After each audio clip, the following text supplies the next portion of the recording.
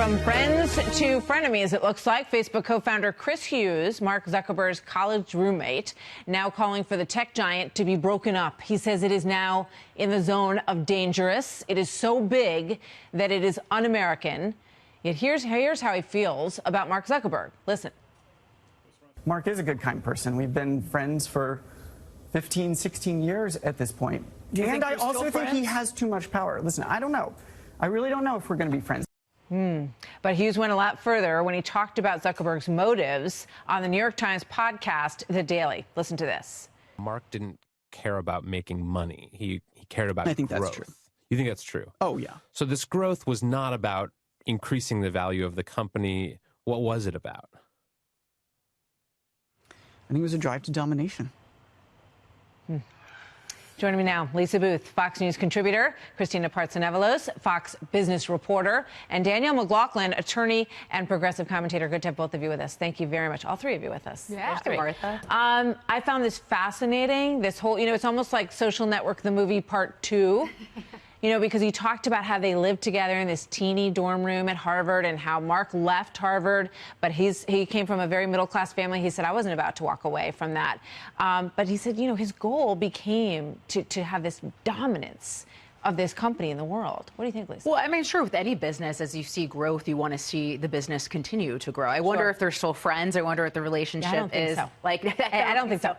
But I think for me, if you don't like Facebook, you can deactivate your account. It's not essential to the way people live their life, or at least for me, it is not. And the thing that I find ironic about this is Facebook got caught in the crosshairs because of its relationship with Cambridge Analytica and that relationship with President Trump, because the Obama campaign essentially did the same thing that Cambridge Analytica was doing, and they were lauded for their efforts on that data collection. And also what I think is ironic, consumer data is for sale. If you work in polling, if you work in data, everyone's consumer data is for sale. So you don't need an app to collect data from Facebook. You can go out and purchase it. So I really have found this whole entire scandal quite interesting to me, because, what did you think you were getting for free? Yeah, I mean, politically, it is very interesting that what you say about, how people, I think everybody sort of turned after this election. Right. It was such a great thing. Everybody loved Facebook, all the social media. All of a sudden, it's like this evil side of it. Christina, in terms of the trust question here, should it be broken up? Is it a monopoly? Well, if I'm coming from a business perspective, no, because this is a profit-driven company. They started out privately. They should operate the way they want.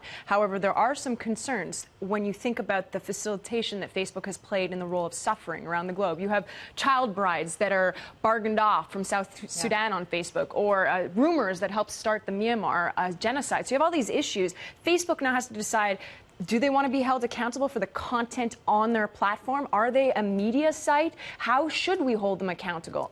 So you have Zuckerberg right now maybe trying to regulate a little bit more, which we're seeing with removing some of the hate speech on there. Yep. But should we give him that power? Does he deserve that power? How powerful has he become? Daniel. I agree. What is Facebook? That's the ultimate question when we're thinking about regulating or not regulating them. And to your point, are they a media company? Are they a publisher? Are they just a platform? Are they a financial services company? Are they a messaging company? Are they a marketplace? And the point that you made as it relates to Zuckerberg regulating himself, there aren't that many other industries out there that get to do that. I think one of the reasons is that Congress doesn't understand the technology well enough to regulate. No, remember that moment? It's like, well, how do you make money? Advertising? Oh, okay. So I want to play this and go to Denver now to the second topic. So you've got, in one place in Kentucky, you've got Mitch McConnell saying you should have to be 21 to smoke cigarettes and buy, and vape. Here, you've got them saying magic mushrooms we should back off of prosecuting people for possession of magic mushrooms. Listen to their argument. Play this. We have a mental health crisis on our hands. We've been band-aiding our mental issues with prescription drugs. Even at a young age, children are taking this medicine. We have something natural growing in the forest, in the dirt, and coming out of, things that really bring hope to our society. And it's time that we start talking about drugs rather than this whole prohibition era that has said, just let's not talk about it, don't do it. Wait a minute. Magic mushrooms are hallucinogenic. And she's saying that they should be given to children for mental health issues? I'm confused. I'm confused. I think that maybe there is something akin to marijuana that is given to some children that helps with ADHD and other things. This is my sort of concern here, is that what is the gateway? They're not going to decriminalize the possession, the sale, or taking of this drug, but they're going to sort of deprioritize it. I also worry about, as we normalize some of these drugs, even sort of the Class Cs or whatever, what do people decide to do when they're driving, for example? We see this, I've seen this around the world with marijuana and other things. So I just worry a little bit as a mother. We've got Mother's Day coming up. Where are the lines where you want people to have medicine, if this is what this is, but how do we keep each other safe? You got an opioid issue on the one hand, right? And everybody, in terms of just overall health, it's like, go gluten-free, go trans-fat-free, and then we're going to start legalizing drugs. It's mind-boggling to me, Lisa. Well, I mean, is heroin next for Denver? Yeah, it might be good for some things. No, but seriously, what I found interesting politically is I read that there was no organized effort against it. This measure.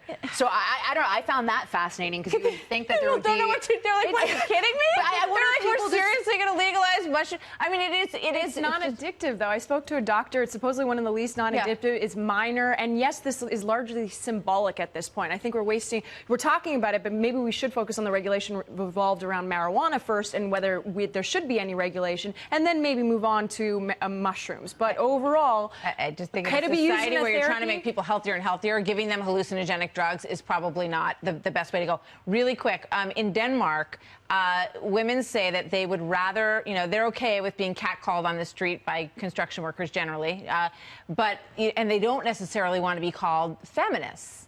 Well, I think what is a feminist, right? Everyone has a different definition for it, because for me, the definition of feminism, if you want equality, I don't think equality is asking for the government to come in and dictate the terms of your employment with, increased equal pay legislation before Congress. To me, that is not feminism. I think equality is having an equal playing field, and I don't want the government to come in and dictate the terms. But someone on the left would say feminism is, additional equal pay legislation. I don't know. You're making it political. I don't think it's political. I think we cannot presume that my definition is universal, nor is it society accepted among various societies across the globe. And I think that being a feminist, you can call whatever you want. I still believe in equality. I may not necessarily call myself a feminist. It's the definition that we could all debate about. Well, in Denmark, they're all into like hookah. It's like being cozy and curling up with a blanket in your socks and drinking tea. And I just think they're chill. I mean, that sounds lovely to me. It's all good. It's all good. Thanks, ladies. Great to see you tonight.